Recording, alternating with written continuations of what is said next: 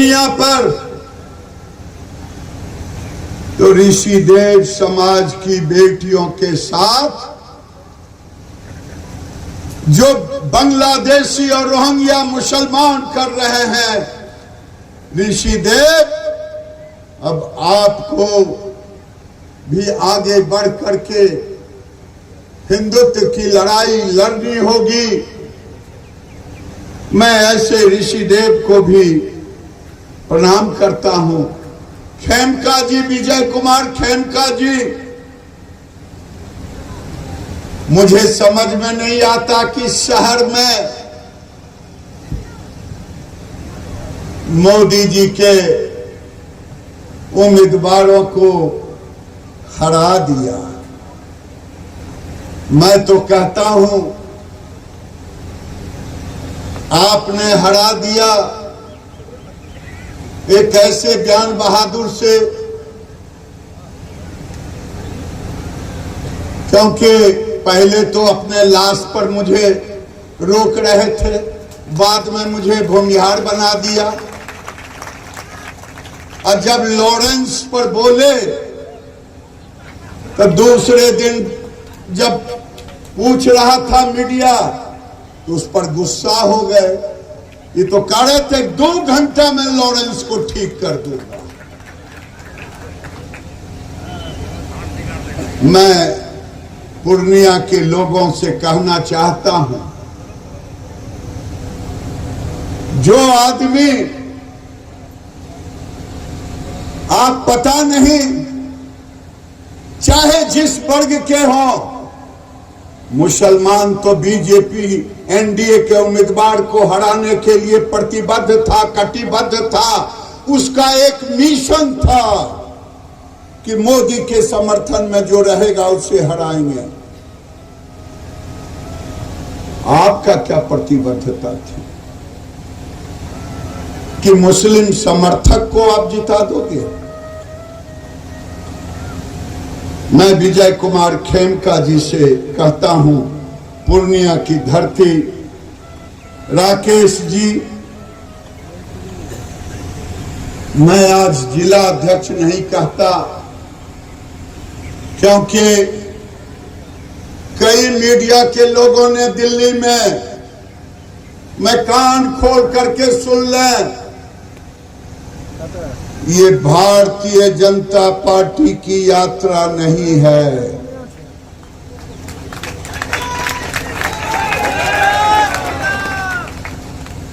ये जनसंख्या समाधान फाउंडेशन, विश्व हिंदू परिषद, राष्ट्रीय हिंदू मंच, बजरंग दल, धर्म जागरण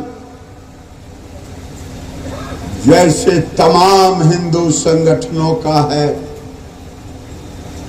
और जो कम्युनिस्ट के भी हिंदू हैं, बेगूसराय से चल करके मेरे साथ चल रहे हैं। इस यात्रा में कम्युनिस्ट के हिंदू चल रहे हैं, आरजेडी के हिंदू चल रहे हैं, कांग्रेस के हिंदू चल रहे हैं, बीजेपी के हिंदू चल रहे हैं। ये तो आए होंगे हिंदू बनकर के, अगर आए हैं तो मैं कहूंगा कि आप खड़े होके कहें मुझे मुसलमान का वोट नहीं चाहिए, तब हिंदू बन के खड़े हो जाओ। विजय खेमका और ऋषिदेव,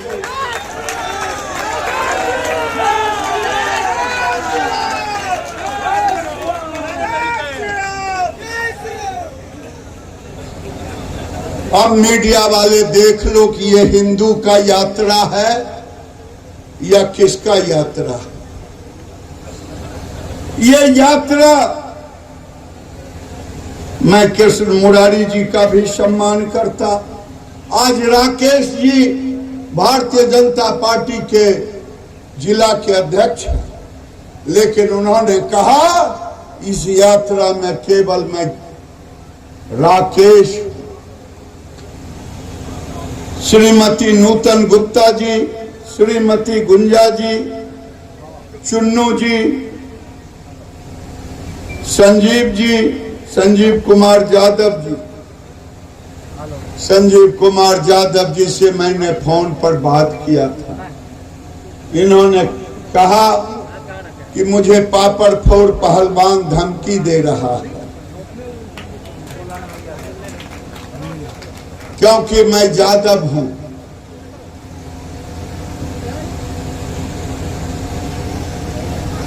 मैंने कहा अगर हिंदू बनकर के मर भी जाओगे तो हिंदू याद करेगा कि अपनी बहु बेटी की रक्षा के लिए मरे। ना यही है, इसलिए मरने के पहले हम अपने आप को एकत्रित कर लें। किसी लकड़ी को एक को तोड़ लो, पतली लकड़ी को, लेकिन पतले लकड़ी का अगर गांठ बना लो तो पहलवान से पहलवान लोग नहीं तोड़ पाते हैं। हमारी आदत हो गई है उस बैंक की तरह। बैंक को अगर खौलते हुए पानी में डाल दो तो उछल जाता है, लेकिन उसे धीमे आंच पर तो उसे अच्छा लगता, धीरे धीरे फिर इस लायक हो जाता वो निकल ही नहीं पाता। आज हिंदू अमौर छोड़ दिए, कस्बा छोड़ दिए, अब छोड़ेंगे, बायसी छोड़ दिए, पूर्णिया छोड़ना पड़ेगा। कहां जाओगे भाग करके? कहां जाओगे भाग करके? ये लैंड जिहाद हो रहा है पूर्णिया के अंदर। मैं प्रशासन से कहना चाहता हूं, ये बांग्लादेशी और रोहिंग्या के लिए जब बाढ़ आता है उसके पहले नदियों के किनारे जाके बस जाते हैं। प्रशासन गहरी नींद में सोई रहती है। बाढ़ आता है तो कहते हैं बाढ़ में डूब गया है, शहर के किनारे आके बस ला जाते हैं और धीरे धीरे पूर्णिया शहर को घेर चुके हैं। तुमको गलतफहमी होगा कि पूर्णिया में सब कुछ ठीक ठाक है, हमारा घर ठीक रहे। मैं आपसे कह रहा हूं, पूर्णिया के लोगों, बड़े बड़े महलों में रहने वाले लोग, तुम सोचते होगे कि हमारा महल सुरक्षित है। पाकिस्तान में भी बड़े बड़े महल थे, बेटियां लुट गई, मंडपों से उठ गई। मुझे याद आता है 2015-16 में एक न्यूज चैनल दिखा रहा था, गौर से सुनना भाई, जो यहाँ हिंदू आए हो, बेटी आए हो, मातृशक्ति आई हो या गार्जियन आए हैं या मेरी जुबान जहां तक जा रही है, 25-30 धर्म यात्रा के नाम पर वीजा लेके पाकिस्तान से आए थे। राजस्थान के बॉर्डर पर रह रहे थे एक टेंट में। मीडिया वाले गए, कहीं आज आपका वीजा खत्म हो रहा है, आपको जेल जाना पड़ेगा। कहा मैं भारत के जेल में रहना पसंद करूंगा बशर्ते पाकिस्तान जाने से। कहा क्यों? आपकी वहां दुकान है, मकान है, संपत्ति है, कारोबार है। कहा मेरी पीड़ा आप नहीं जानोगे मीडिया वाले। उस टेंट से 3-4 जवान बेटियों को निकाल के लाया। कहा मैं 5 साल से इन बेटियों को घर से बाहर निकलने नहीं दे रहा हूं, स्कूल नहीं जा रही है, क्योंकि वो दरिंदे फिर घर वापस आने नहीं देंगे। क्या वही दिन पूर्णिया देखना चाहते हो कि वो दिन आएगा तब हम इकट्ठे होंगे। बांग्लादेश को देखना चाहते हो तब इकट्ठे होंगे। मैं तो चेताने आया हूं, जगाने आया हूं। मैं जगाने आया हूं कि जागो, न तुम्हारा कारोबार बचेगा न तुम बचोगे। अभी तो 50% ही हुए हैं। तुम्हारे घर में तो बच्चे नहीं। चले जाओ अमौर कस्बा, चले जाओ बायसी, जिधर जाओगे गुलगुल गुलगुल गुलगुल आवाज भी नहीं पता चलेगा कि कहां की आवाज है। और तुम अगर एक थप्पड़ भी गलती से तुम्हारे साथ अन्याय किया, तुम मार दिए, तुम बच के नहीं आओगे। लेकिन तुम्हारे गांव से लब जिहाद करके हमारी बेटियों को ले जा रहा। मैं चेताने आया हूं, मैं आपको जगाने आया हूं। मेरे सामने एक गाड़ी जिस पर भजन या गीत, मैं हिंदू बनाने आया हूं, हिंदू बना के जाऊंगा। मैं जगाने आया हूं, तुझे जगा के ले जाऊंगा। मैं जगाने इसलिए आया हूं, अगर मेरी लाश गिरेगी तभी तुम्हारा लाश तुम पर कोई आंच आएगा। मरना तो है ही। आज जब मीडिया के लोगों ने कहा कि फलाने खालिद बाबू ने कहा है कि गिरिराज जी को जेल भी जाना पड़ेगा, हमने कहा ये तो बहुत छोटी बात है। मरना 2 दिन नहीं है। मैं वहां तक की तैयारी करके आया हूं।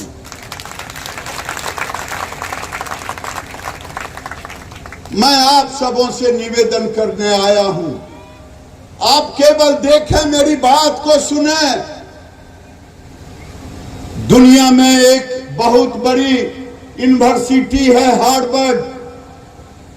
उसने कहा है जब 2% 5% ये रहते हैं, काका चाचा दादा करते हैं, 5 से 10% रहेंगे तो हलाल कलाल शुरू करेंगे, 15% से ऊपर चले जाएंगे तो समझ जाइए कि ये देश, वो राज्य बहुत जल्द ही खत्म होने वाला। आज तो पूर्णिया 15% पर नहीं, 20% पर नहीं है। लोगों से पूछिए क्या हाल चाल है, सब ठीक है, सब ठीक ठाक चल रहा है। लव जिहाद भी होता है, हाँ ये तो बहुत जोर से हो रहा। तो ठीक ठाक क्या है, घड़ी घंटा ठीक ठाक क्या ठीक ठाक है? जब हमारी बेटी ही नहीं हमारे पास सुरक्षित है कि ये कौन सा ठीक ठाक है? अब तो लव जिहाद होता था बेटियों का। कटिहार में 2 घटना घटी। एक पुलिस की लड़की, एक जैसे हमारी बेटी आरक्षी बनी हुई है, ऐसे ही बिहार पुलिस की बेटी, उससे एक लड़का नाम बदल करके उससे प्यार मोहब्बत किया। वो बिहार पुलिस की शायद थी बेटी, और बिहार पुलिस की बेटी को एक दिन जब धर्म परिवर्तन करने के लिए वो लड़का कहा, पोल खुल गया कि ये मुस्लिम है, तो उस पुलिस बेटी को कटिहार में गोली मार दी। पूर्णिया में एक लड़का जो बरसों से अपने धर्म के साथ एक मुस्लिम लड़की के साथ शादी विवाह करके रह रहा था, वो धर्म परिवर्तन के नाम पर आज ही जाकर के फांसी लगा के मर गया। उसे दफनाने की कोशिश की जा रही थी। मुझे तो लोगों ने बताया 82 जगह में हमारी बहन डर से सिंदूर भी लगाना छोड़ दी है। भाई लुंगी पहनना शुरू कर दी है, जिसमें उनको कोई शंका नहीं हो कि हम उन्हीं के परिवार के नहीं। भाई याद कर लो, 25 साल पहले, 30 साल पहले, 40 साल पहले यह स्थिति थी क्या? 50 साल पहले सुप्रीम कोर्ट ने कहा है, पूर्णिया के लोगों कान खोल करके सुन लो, और रोहिंग्या और बांग्लादेशी भी कान खोल करके सुन लो। सुप्रीम कोर्ट ने कहा है 66 और 71 के बीच में जो आए हैं घुसपैठिए, उन 71 के बाद जो लोग हैं अवैध हैं, जो जमीन खरीदे हो, मैं रजिस्ट्रार से कहूंगा आप सुप्रीम कोर्ट का आदेश का पालन करें। वैसे नकली लोगों का जांच करके उसकी जमीन की रजिस्ट्री भंग करें।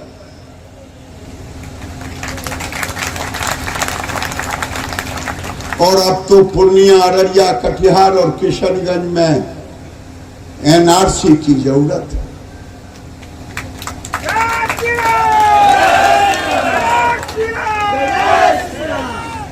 जनसंख्या नियंत्रण कानून चाहिए, लेकिन अभी एनआरसी उसके पहले चाहिए। जब भाईजान आते हैं मुस्लिम को इकट्ठा करने, तो बयान बहादुर को पेट में दर्द नहीं होता, उन लाश नहीं गिराते। मेरे लाश पर कभी नहीं कहा कि भाईजान आप मेरे लाश पे चढ़ के जाना, क्योंकि वो वोट बैंक है ना, वो वोट बैंक है। क्या कहता है वैसी, मुस्लिम एक हो, और पूर्णिया आते हैं मुसलमानों को इकट्ठा करते, किसी के पेट में दर्द नहीं होता।